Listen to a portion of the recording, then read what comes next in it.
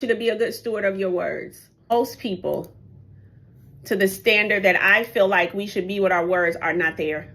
They'll say things like, I feel behind. They still say things like, I'm broke. They still say things like, that's going to be hard. They still say things like, I'm not tech savvy. They still say things like, oh, I don't like people. They still say things like that. Death and life in the power of the tongue, and they that love it will eat the fruit thereof. The definition of death meant death. That something will die if you speak death.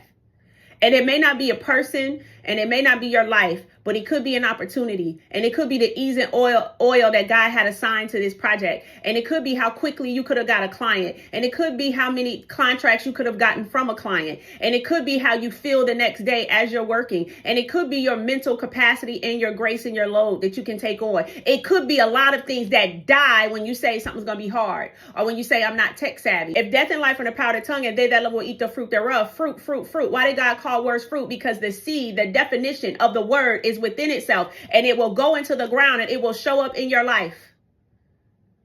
So anytime you speak about your entrepreneurship endeavors, anytime you speak about your family, anytime you speak about yourself, anytime you speak about how you're going to feel the next day, it should be life, so that it can go into the ground and you can reap a harvest. Why would you say, oh, if I do that, I'm going to be so tired? Oh my God, I'm going to be so, why would you say that? Why would you assign pain to something you have not experienced yet?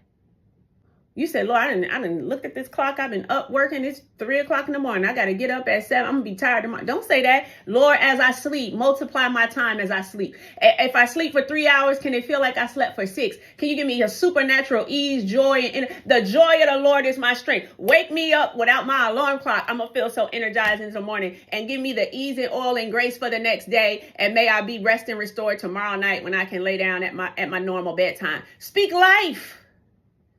What does it hurt you? What does it hurt to speak life? You might as well.